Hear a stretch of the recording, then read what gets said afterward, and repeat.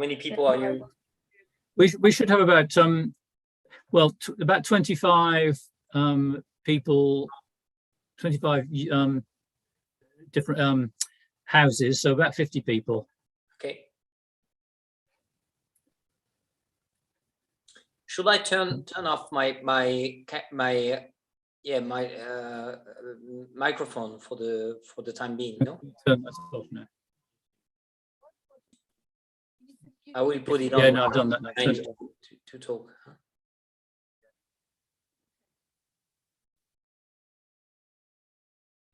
Okay, so that's all right. So we're live on YouTube as well, and we're going to work. I don't know what it's now a minute to 7. There's Peter. Let's say hello to Peter, so I can introduce you before everybody else comes in. Here's Peter. Oh, nice family photo. Yeah. 3 children. I have 4. I already won. We've only got 2, 2, 3, 4. There you go. You there, Peter? Hi, you well? Hello. We can hear you, but we can't see you yet. Yeah, I'm putting on the video now. Hello, Peter. Hi. Hello, Hi, Peter. you well? Bonjour, Peter. Peter, meet Nicola. Nicola, meet Peter. Hi, are you well? Hi. Good to meet you. Very pleased to meet you too. I'm going to so we're going to do a sort of we're going to interact and chat about the differences, and I'll ask questions, but please feel free to elaborate as much as you want, and I'll pin us 3 on the screens, so but everybody else will be muted and unmuted, and I can unmute them when we eventually want to say hello or goodbye. Do some slurping. Yeah, we'll do some slurping, and I'm just going to admit everybody now. Okay. As we start coming in. Here we go. Leave it. Evening all. Oh, here we come. Right, I'm going to ask to unmute. Hi, everybody. Pin Peter. Hi, Rita. Hello. How's everybody? Hello. Lost it. Okay, so Oh, I put a bit back. It's got grapes in its background. Oh, what's that? we need to. I'm going to. So whilst we're all sort of all joining, we're probably nearly all in. I'm going to sort of mute everybody in a second, but in the meantime, so let me just welcome Nicola here, and Peter, Nicola from Bordeaux, and Peter from Excelsior in South Africa, and us obviously. And whilst get everybody, I suggest we all start off with the Excelsior Sauvignon Blanc, just as a little glass, and I'll do a brief introduction to everybody, as well as our dog, who's joining us. We did. She was only 8 weeks. A month ago, she was 9 weeks. She's now 13 weeks, but she won't be staying, so don't worry. Blue dog. Oh, lovely, amazing. Dave, why would? Oh, I don't want to be on it. You want it? You are on it. Well, you probably want. Right now, let me ask Nicola and Peter to unmute again. Sorry, I've got to keep doing this every time. There we go. So, cheers. So, if everybody's got a glass of Sauvignon Blanc, just to get going, I'll just sort of say hello. Right. First of all, let me say Nicola. So. So Nicola does not work for Chateau Lamothe Vincent. Fabien couldn't join us today. He had other engagements, but Nicola was the person who introduced me to this wonderful chateau in the first place. And I don't know how many years ago it was that we met. I mean, it must be 10, 15 years ago. I really can't remember, but we were introduced by JP, John Paul Cocaine. It's not spelt like the drug, but I used to work with him, and he moved out to Bordeaux, and he introduced you to me, or me to you. And so Nicola, your business, how would you describe your business? You're not a négociant, or you're a courtier. You're a sort of you find lots of delicious wines, and you introduce them to people like me, and we sell them successfully. Yes, I mean, at least I try. Thank you very much for the introduction, Mark. Yes, I am what we call in France a commissionnaire. France is, as you may all know, I mean, a very historical place producing wine for long and many years. And we've got a lot of sourcing choices, of course. And my job and the work of my father before and the work of my grandfather also before has always been to help and source and help sourcing wines for different kind of people around the world. So that's what I've been doing for now the last 16 years. And of course, I've been always very glad to do it for you, Mark, by trying with your requirements to find and dig out some solutions and some great wines coming from France, not only from Bordeaux, where I'm living with my 4 children and my family, but also from all of the locations around France, because there is plenty of great things in France, as you may all know. And in South Africa, of course, Peter, we will not start fighting just now. We'll be waiting for another 10 minutes before doing it. Anyway, so no, I'm very pleased to be with you tonight, and I will try, not being, of course, the owner of Chateau Lamothe Vincent, at least to give you my expertise and try to answer to all your questions regarding these wines and those wines, but also French wines generally. So, Nicola, your office is right in the center of Bordeaux. It's in a beautiful position near the opera, walking distance from all sorts of lovely bistros and cafes and bars and restaurants. Yes.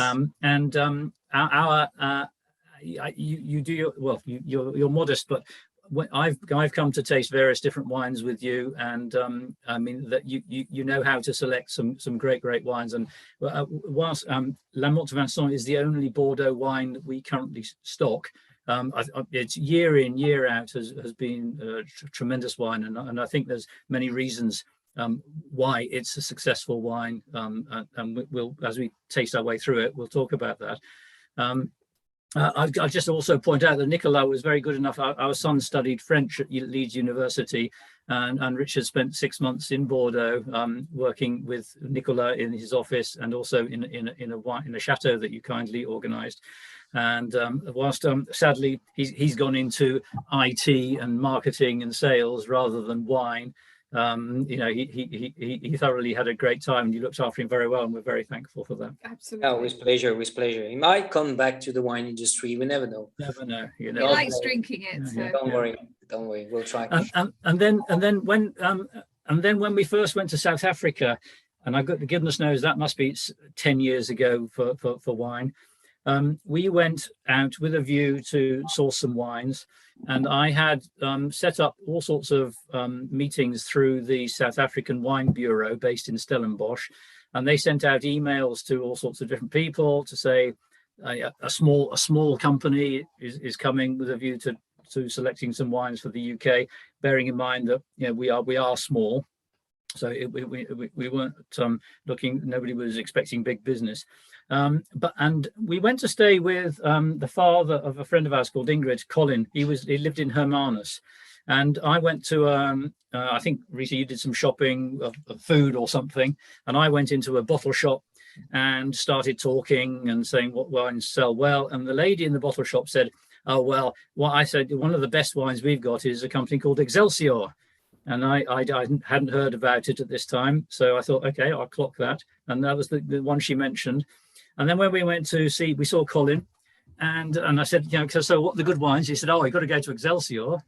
And I thought, well, two in the process of, in the sort of space of one day, we rang up and we arranged a visit whilst we were there. And I've got to say, we've been shipping your wines every year ever since. And not that I'm looking to change, because not actively looking. We're always looking for new wines and different wines from different countries, but not for the sake of it. But in the many times we've been back to South Africa, I don't think we've got lots of lovely wines, but I don't think I found a better value for money range than your wines, Peter, in Excelsior. And you kindly came and did a wine tasting with us on Zoom was it earlier this year. Yeah. And we tasted the Viognier amongst others, and then there was a demand. Everyone loved the Viognier, and everyone said, "Oh, what about?" And you mentioned your more upmarket range of wines, which we weren't shipping at that point. And following the Zoom wine tasting, we said, "Well, we'll ship them because there's a demand." And there you go. Tonight we're tasting the Sauvignon Blanc, but we're also tasting the Gondolier Merlot, which is one of your premium reds. Yeah, they're going down very well, And they're going down very well. So Yeah. so we'll talk about that as well. So it's good to see you So- both here. I'll be trying both of the whites now. So Mark. yeah, so whilst we've been sitting sitting here sipping the wines, I suggest everybody takes 2 glasses because we are doing the comparative tastings. Peter, you've got I need to go grab another glass. go and grab it because I don't know what No idea what I'm we supposed to ended do. up we tried to we sent samples of the Lamothe Vincent wines to Peter in South Africa, which got successfully delivered, and we tried to send Peter's wines to you, Nicolas, and they just didn't happen. Same as the last tasting. They were refused. I'm sorry, Peter. They were Oh, it's they fine. were refused. The customs said, "I'm afraid it's not possible." No, You can blame Brexit. Second, maybe. No, joke about. There it is. Yes, I'm so sorry. Oh, thank you, Peter. I know.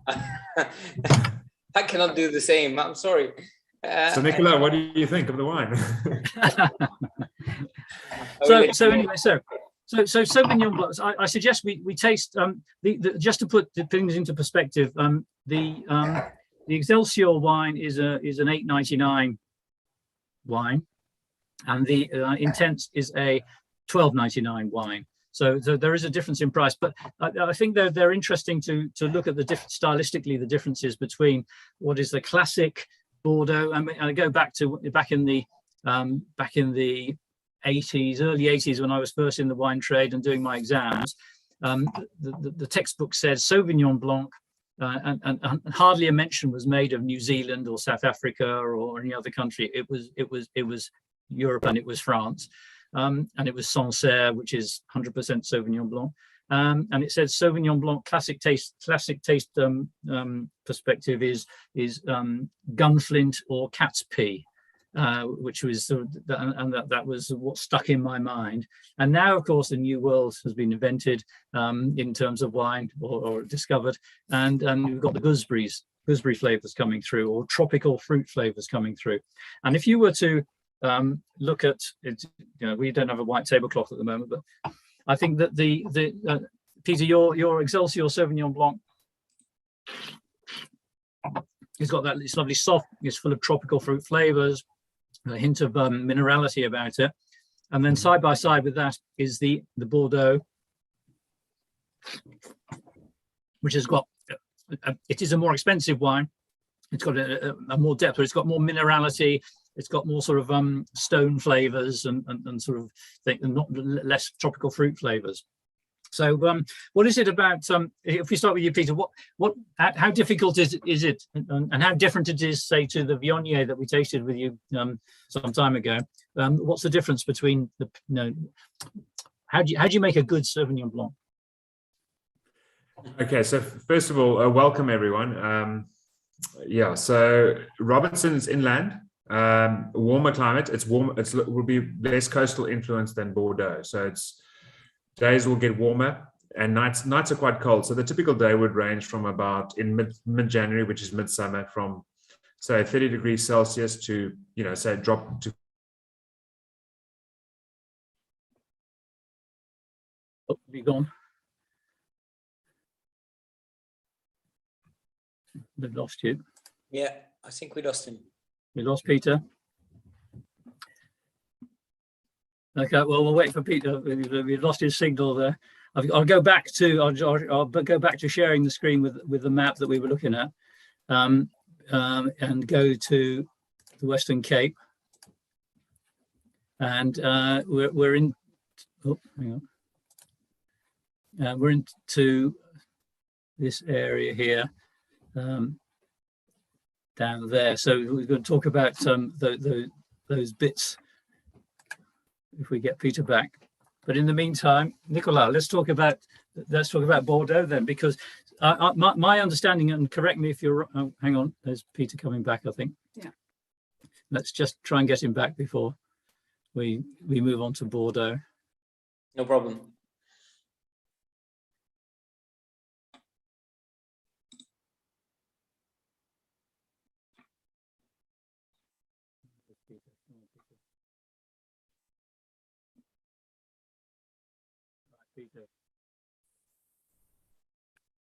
There you go. We lost you for a moment. Yeah, I don't know what happened. It's something to do with the Zoom. It just Okay. kicked me off. Must I carry on where I was? Yeah, please do. Yeah, we were just about to look at a map in your absence, but so tell us about some of your influences. Yeah, so Excelsior is about, as the crow flies, about 80 kilometers from the sea. So there is a coastal influence, but not as intense as many of the coastal regions in South Africa. So with a variety like Sauvignon Blanc, which doesn't like too much heat, we've got to be very careful about picking times.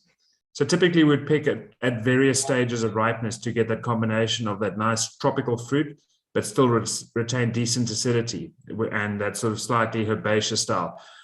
We don't generally like too much herbaceousness in Sauvignon because I find it turns over time in the bottle, becomes that very tinned pea character, which is not very pleasant.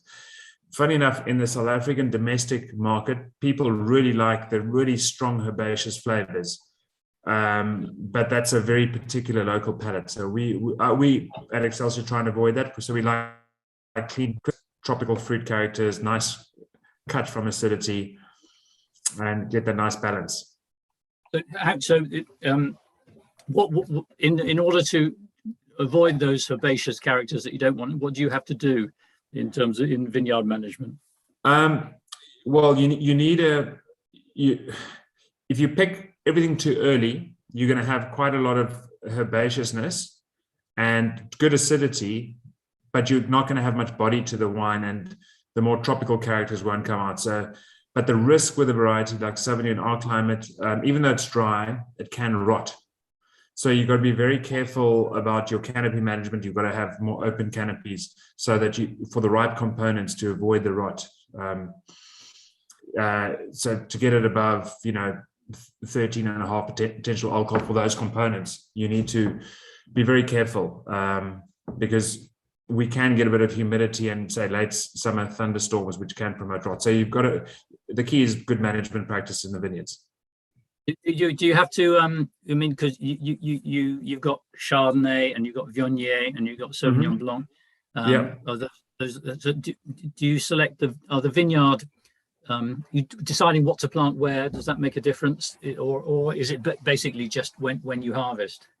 No, we do. So generally, we find the Sauvignon does better on the alluvial. We've got some on limestone, which always goes into the very ripe component. And I work with one high altitude vineyard.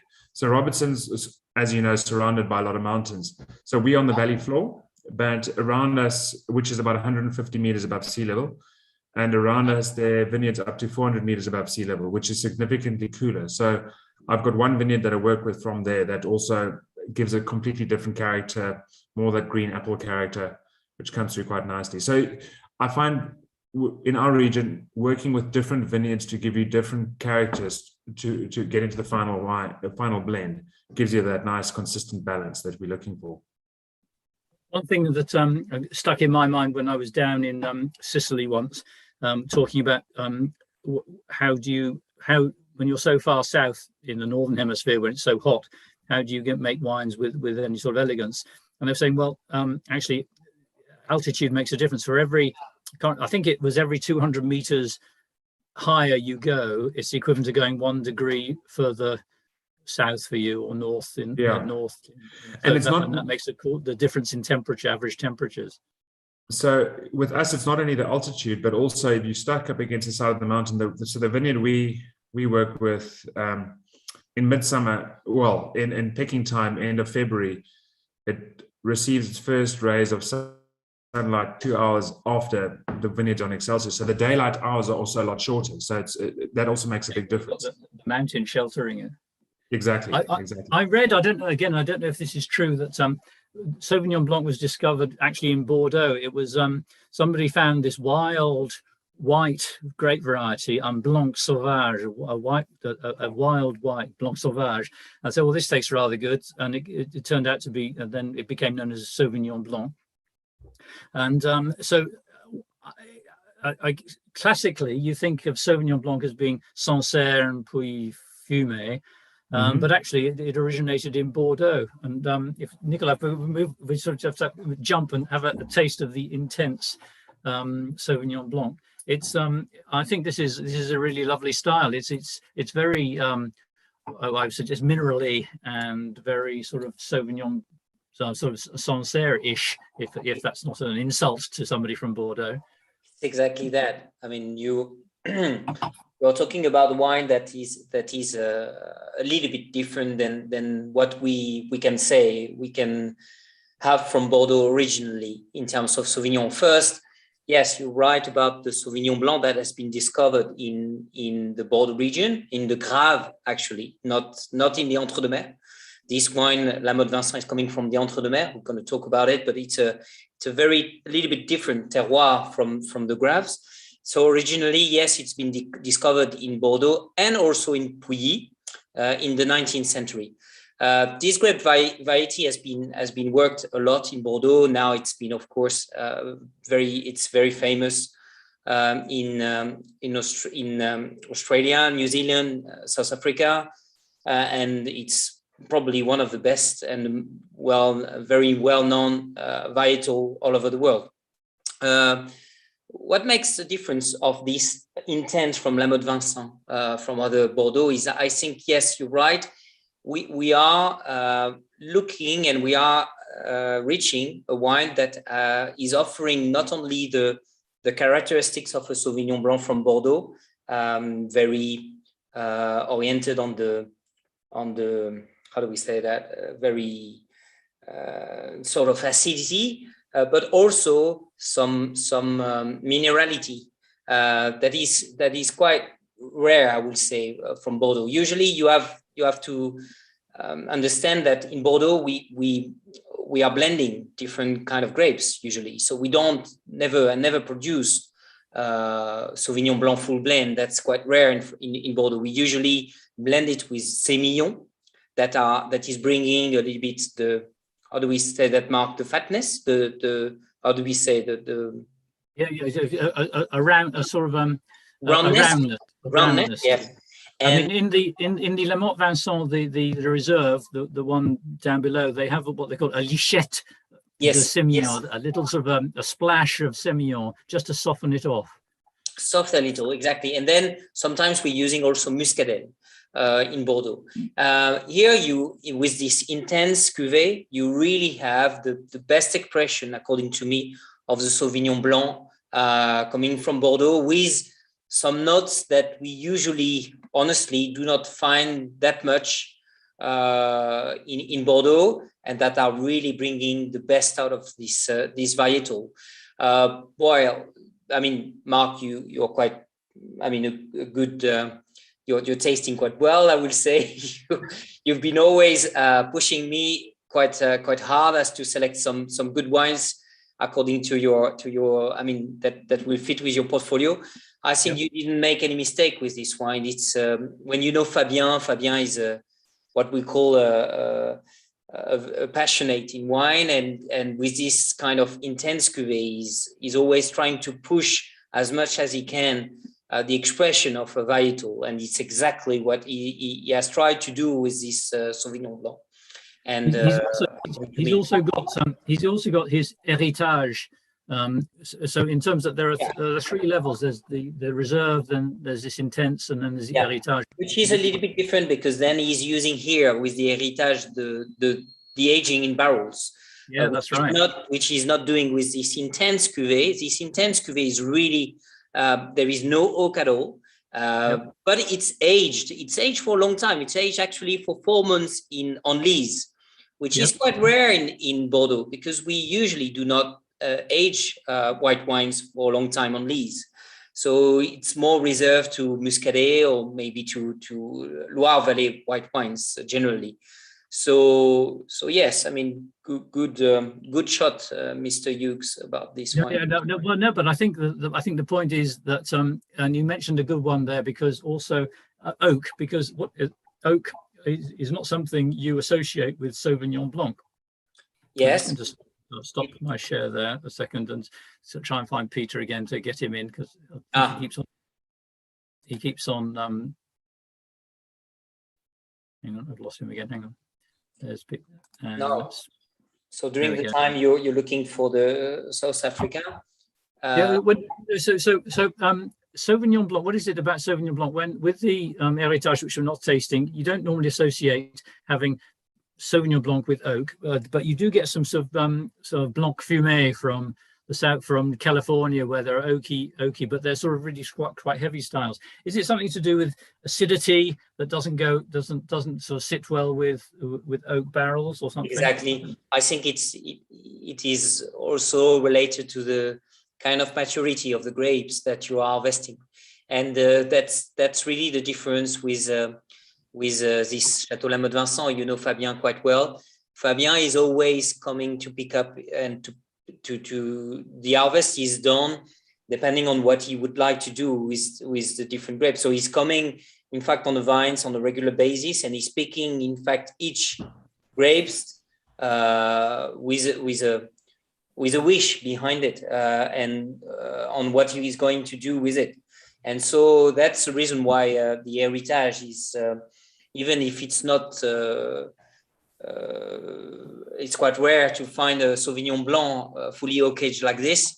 The result is just amazing at the end of the day also, at the end.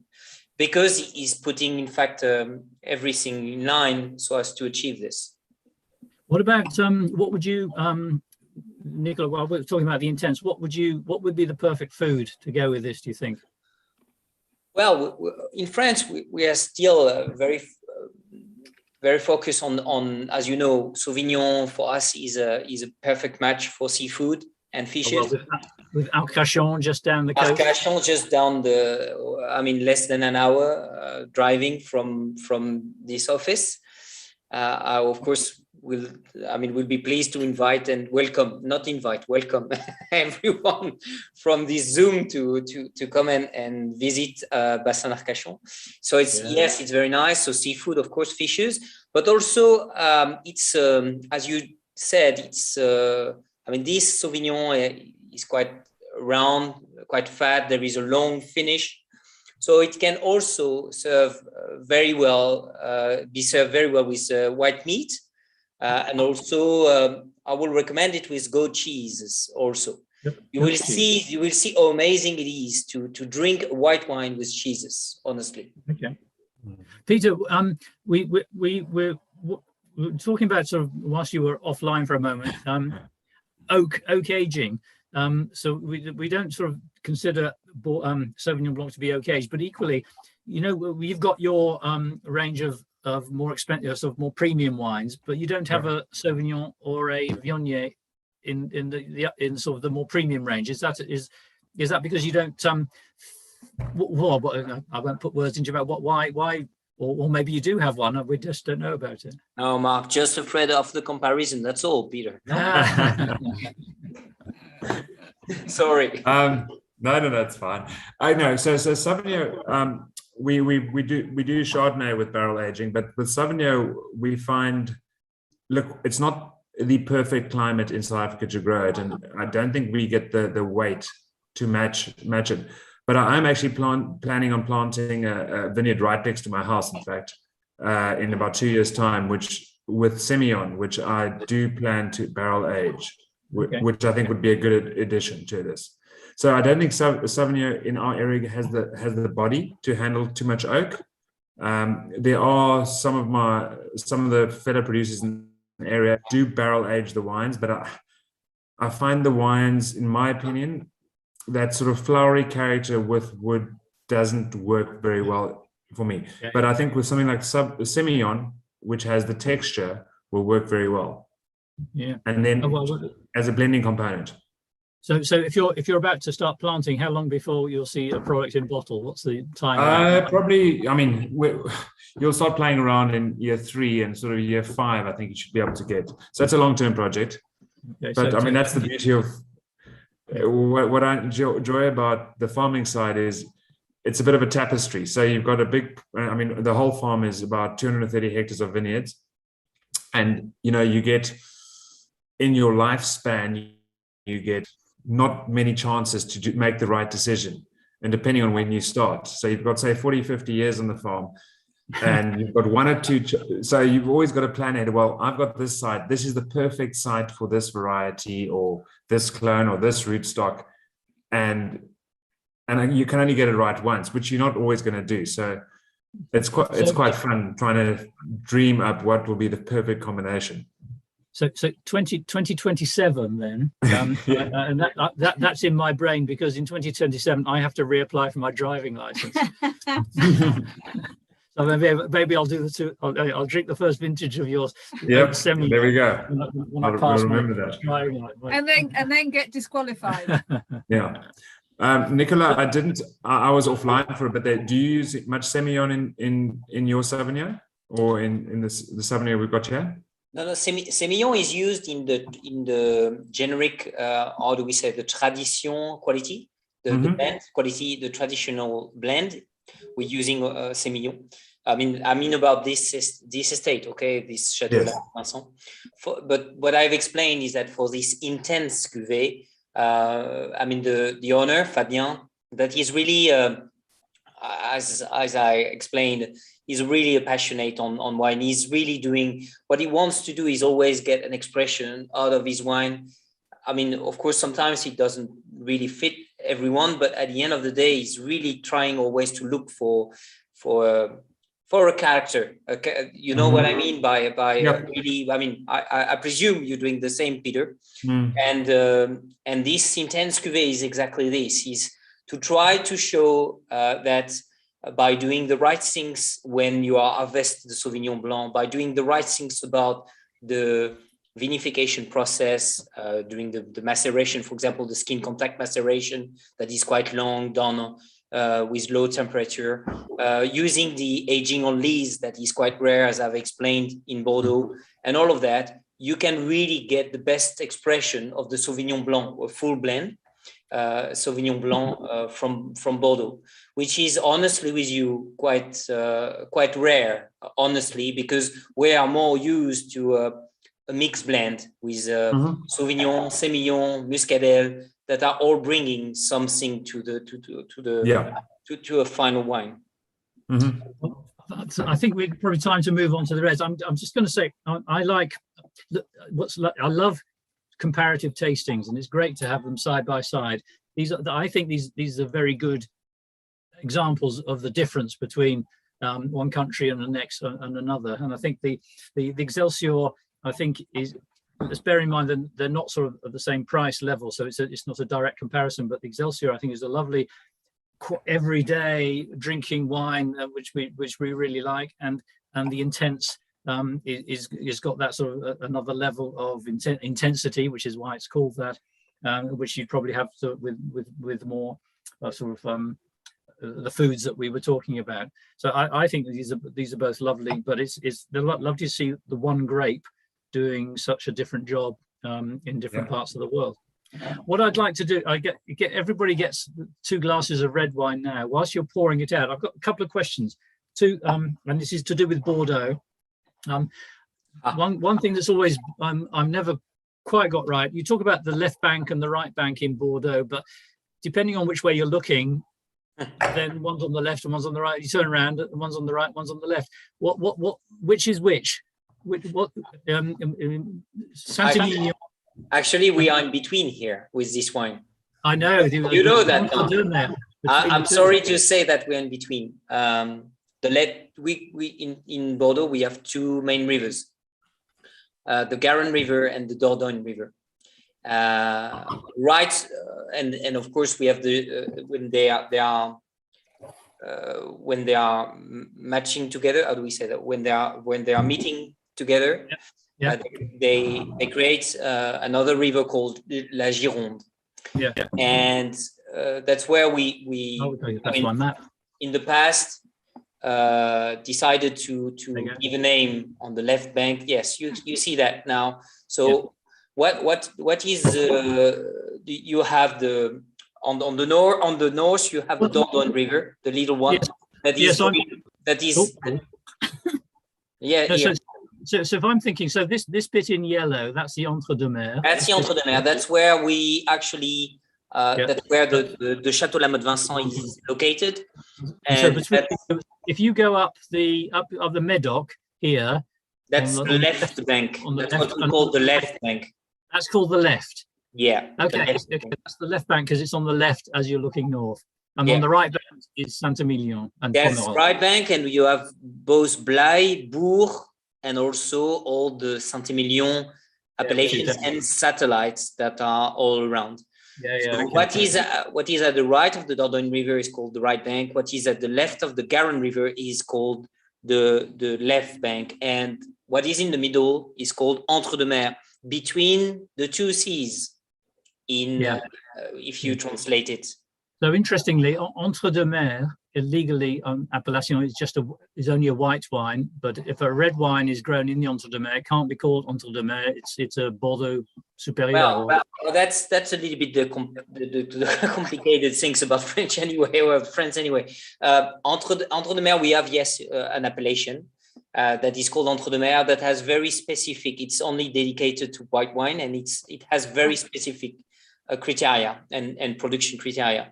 And it is actually coming, as you said, coming from this Entre-deux-Mers terroir. But in the Entre-deux-Mers terroir, we can also find generic appellations, and what we call in Bordeaux generic appellations that are Bordeaux appellation, AOP, Bordeaux Supérieur, AOP, Bordeaux Blanc, Bordeaux Rosé, Bordeaux Moelleux with sweet wine, semi-sweet wine, and Entre-deux-Mers. And that's all we find in the Entre-deux-Mers region. Then on the right bank or on the left bank, we find some small appellations that are in comparison, that could be compared to villages or crus that we have in Burgundy or in Beaujolais, that are more related to a terroir, really, instead of an area. When I was doing my exams back in the 80s, you had to learn every single appellation contrôlée, where it was. You had to you had a map with a point on it. You had to learn all about it. How many appellations, Mark, in Bordeaux? You remember? No, but I'd say there's probably twice as many now as there was there. 57. 57. Move on to some red. A joint tasting now with all our friends. Okay, so we know. can I unmute everybody? I'd just like if everybody would like to unmute, because we like to do a swill and a slurp. Let's have a slurp of the Gondolier Merlot first, maybe. Everybody ready? Yeah. We lost Peter. Yeah, I know we've lost Peter, but we're just going to have everybody have a swill and a slurp, because that's always good fun. What are we doing first? I don't know. Let's try the Excelsior. Excelsior. That's all I know. You can't. Very soon. Are we all slurping? Go on to the next. Backwards and forwards. Excelsior, it's so spread. That's delicious. Backwards and forwards is good. Excelsior, this is intense.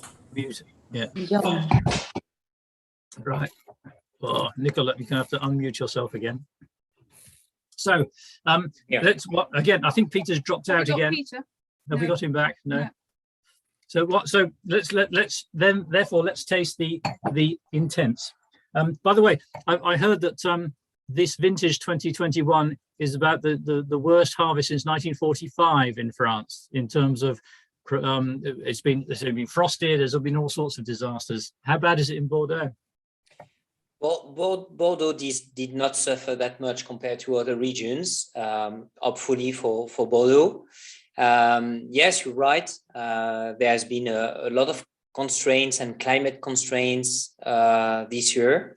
And this vintage 2021 will be probably something that we've never ever met in the previous years in terms of production. That has been related to a lot of different constraints and issues. It's a combination of different issues. First has been a very heavy frost period in April 2021. That, as you may know, in fact, is putting a lot of pressure on the vines, on the vineyard, and of course are how do we say that, stopping the flowering period. And because it was quite hot just before this frost period, then it created in fact some how do we say that, I cannot really explain, but it stopped the flowering period in a very bad way. And all the regions such as Sancerre in the Loire, and a lot of Muscadet also, Chablis, Champagne, Burgundy, and of course mainly the white wines, because the white wines are flowering a little bit before than red vines. Have suffered really a lot. So that has been the first problem and first issue in France.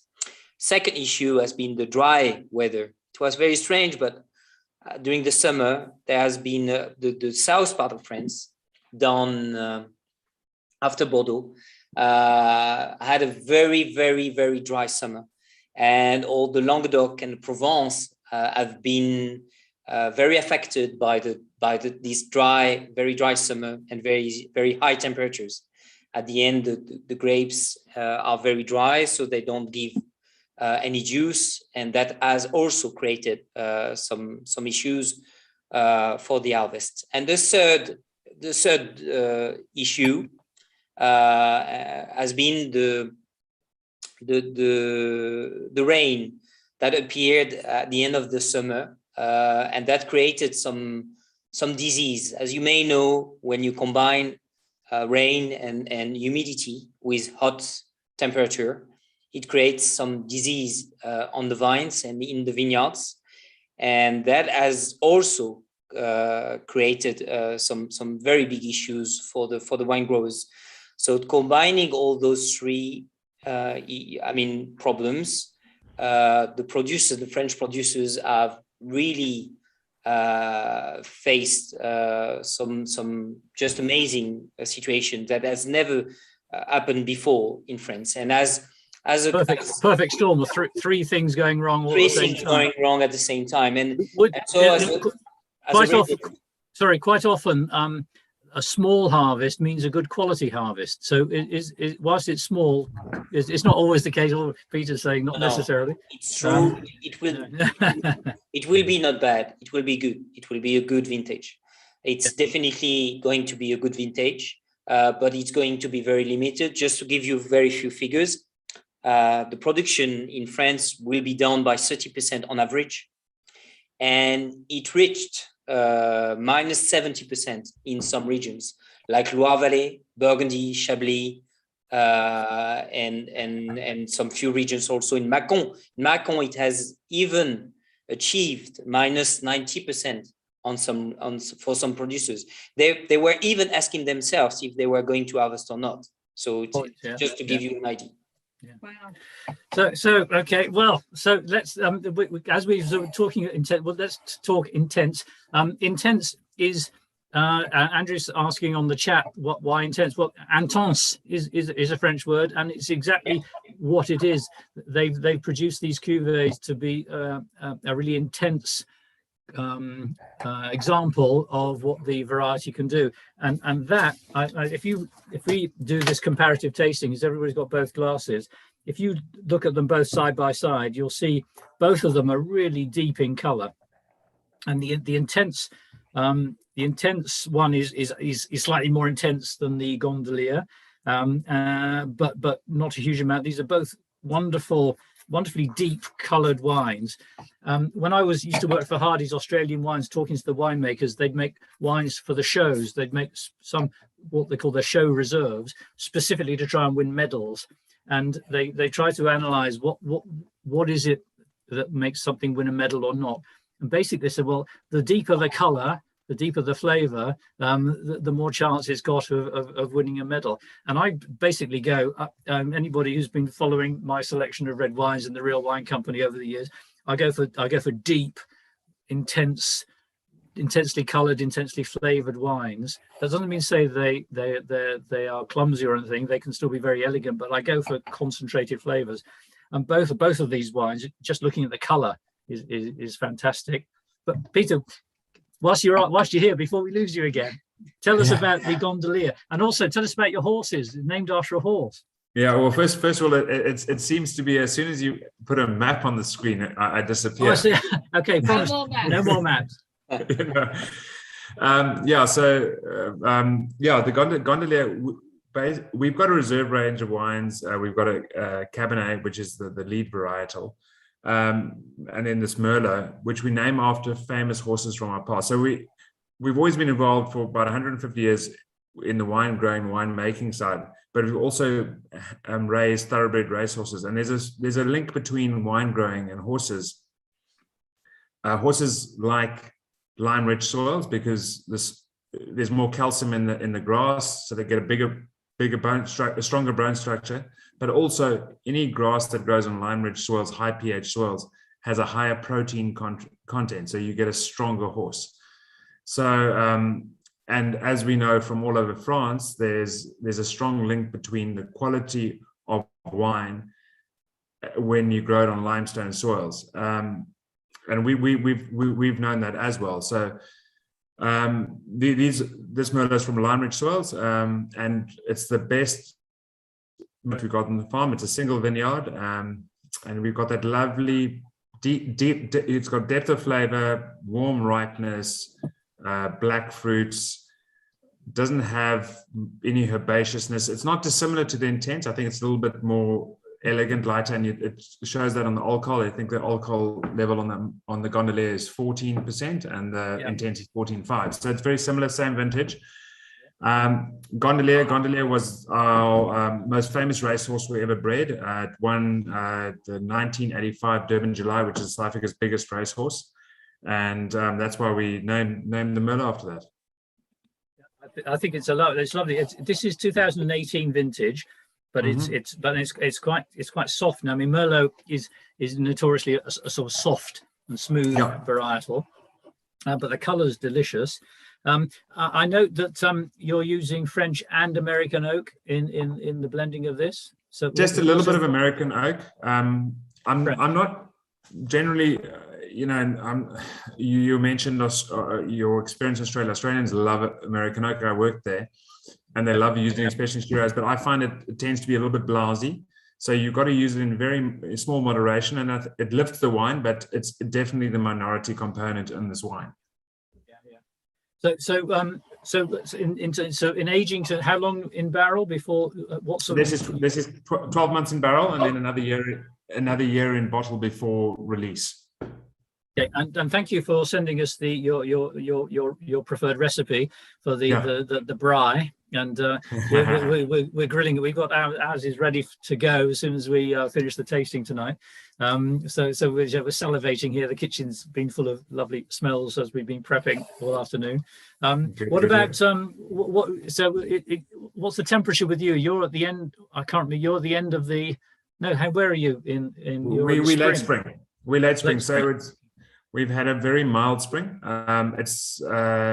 We've had one bit of frost damage in end of September. We've had about 4 or 5 years of severe frost damage every spring. I mean, Nicola was speaking about frost damage in Bordeaux, not as severe as that, but we've been getting these black frosts. I had certain vineyards where last year I lost 100% of the crop in those vineyards, but fortunately, at most it was 20% of the total wine crop, but it was just certain low-lying vineyards. This year was the first year we've had a fairly normal spring, albeit wetter and cooler, and everything's running about 2 to 3 weeks later than normal. So this past week is the first time we've had decent extended period of warm weather. So today was 30 degrees Celsius, beautiful day. So We could do the with some of vines that. yeah. I mean, we joke, we can hear the vines growing. It's, it's quite intense. It's lovely. Yeah, well, I'm enjoying that. I'm enjoying that. And my wife is suffering from hay fever from all the sulfur dust in the flowering vines. Oh, yeah, well, she's just watching all that lovely produce coming. There's fun at the end of it. So, Nicola, the Intense, which, as you will see from the label, is another gold medal winning wine, but it's got 30% of Petit Verdot. So when I smell and taste this, there's a sort of perfume in it that sort of means it is not this. It's Merlot, but it's got a little bit of perfume about it, which you get from the Petit Verdot.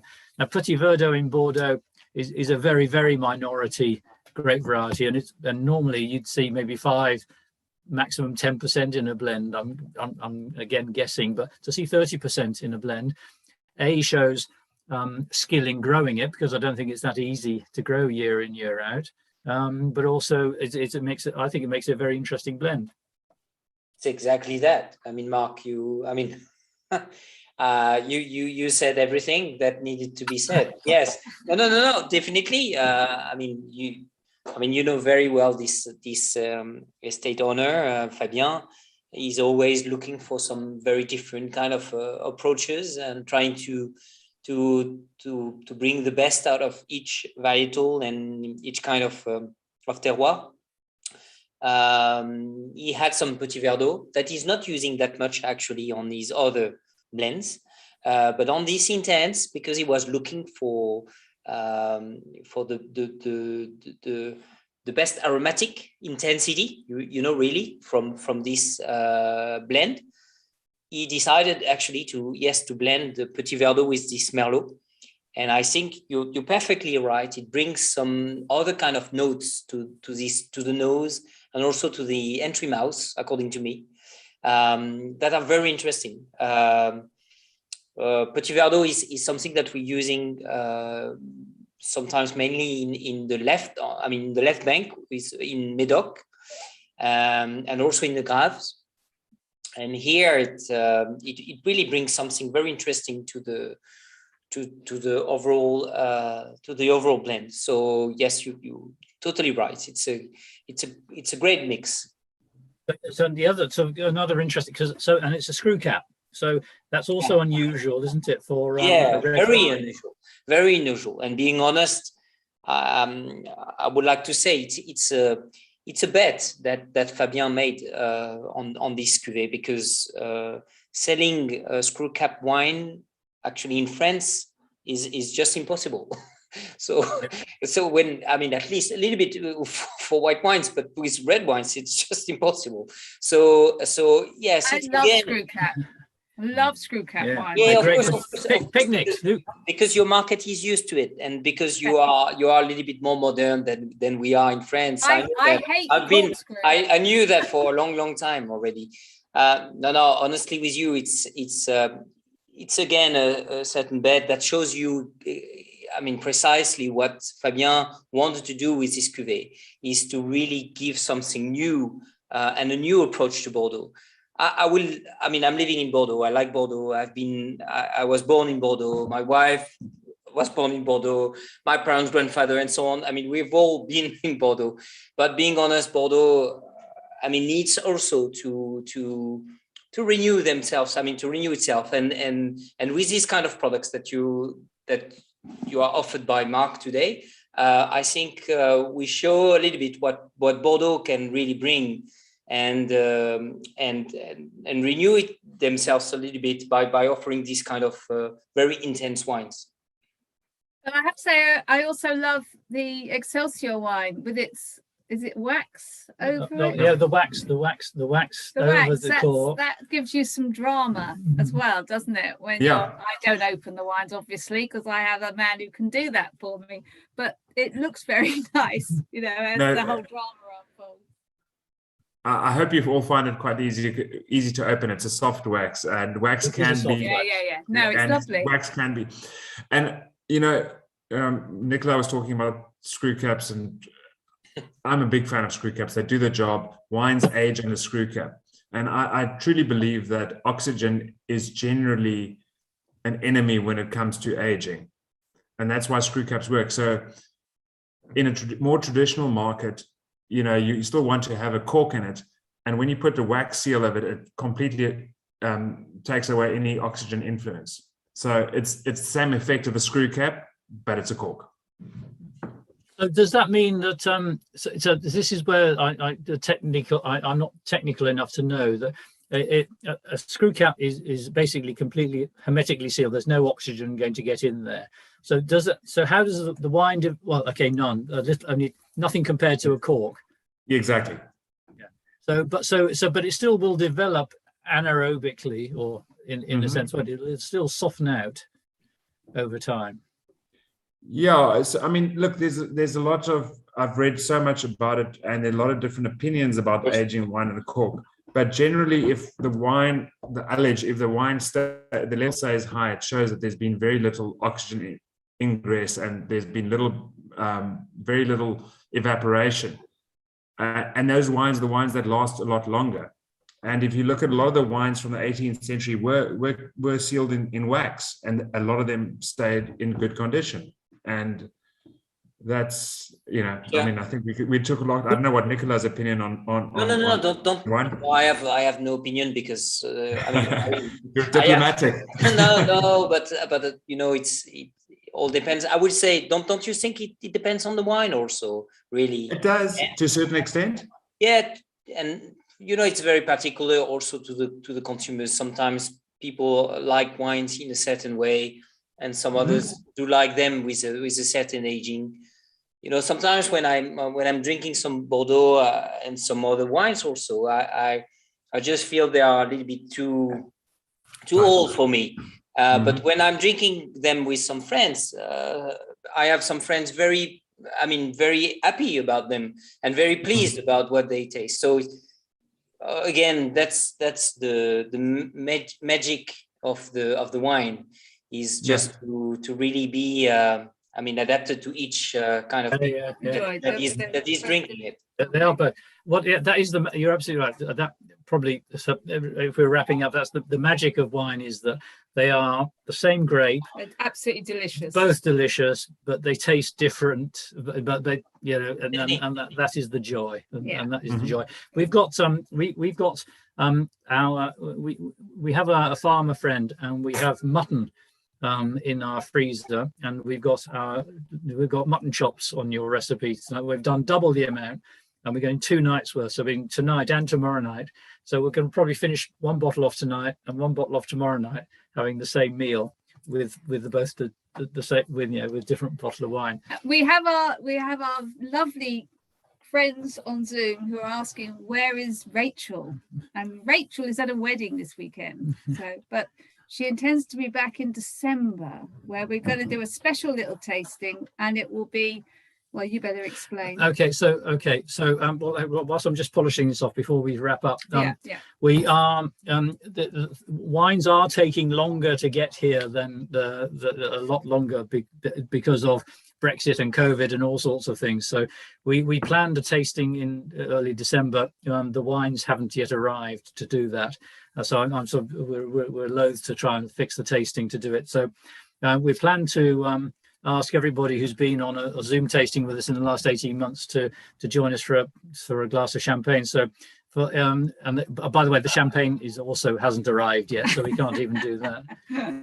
But it is left Clotilde in Marc Chauvet, and it's somewhere on its way. Everybody on Zoom will be invited. If you buy a case of wine, we're going to give you a free bottle of Clotilde champagne, and at some point just before Christmas, we'll just have a drink together, and we'll get Clotilde to come and talk about champagne, and I'm going to do a 20-question wine quiz whilst we drink champagne and just say Happy Christmas. So watch this space. So that'll just be for fun for everybody. But we do want to give big thank you tonight. It's a big thank you. Guest speakers. So really, thank you. Nicola, thank you from Bordeaux. Peter, thank you from Excelsior. It's been lovely and really good fun. And all the wines are wonderful. Every single one. all 4 wines have been delicious, certainly as far as I'm going to just try and let me And just. we might want to bring some pets to the screen now, if anybody's interested. I'm going to go and get honey. Hang on. So I'm just going to I'm going to unmute everybody and go to full screen. And so if everybody wants to unmute. Thank you. Peter and Nicola, thank you so much. I'm not. There is a French one there. We are in France. That's good. Can do it. Oh,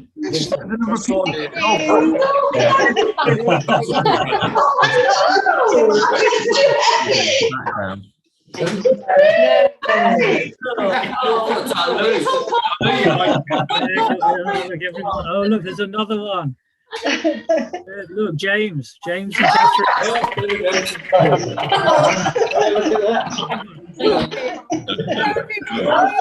Here's Oscar.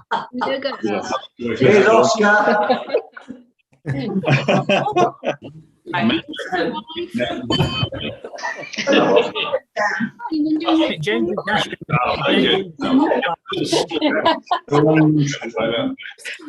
I'm going to watch it here and watch.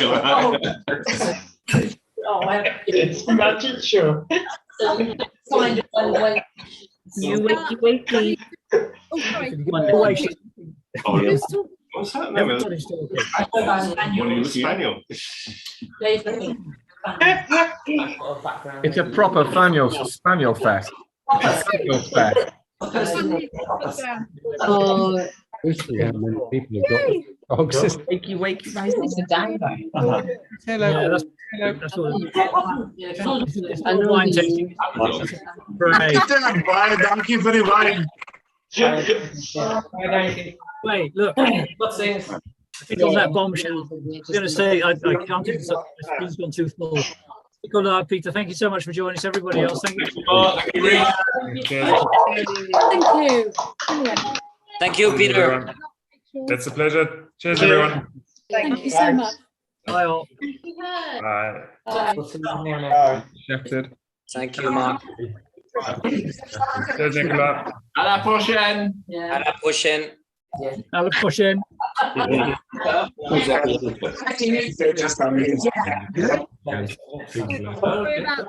the chat tonight?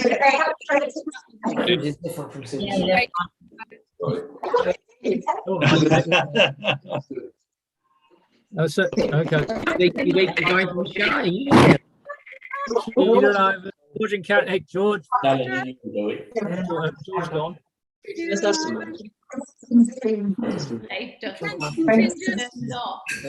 We always stay to the very end. It's fine. James and Catherine, what's this? This is Ted, a working Cocker Spaniel who we collected on Sunday, all of the way up in Perth.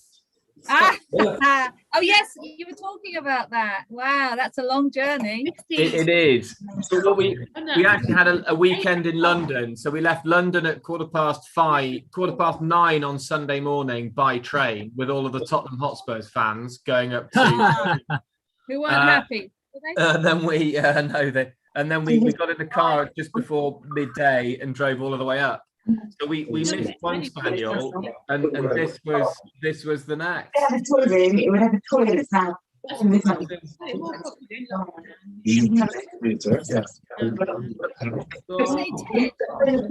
Ted, yeah. Ted. Oh, he's so gorgeous. It's really nervous. I found some wine. It's very How old is Ted? Almost 9 weeks. 9 weeks. Almost. Yeah, it's twitching away, isn't it? literally.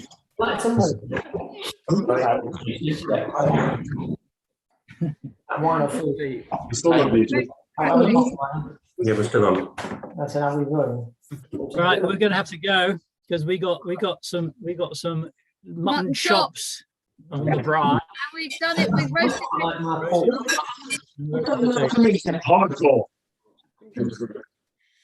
Thank you so much, everybody. We'll be in touch soon. Yeah, December. Yeah.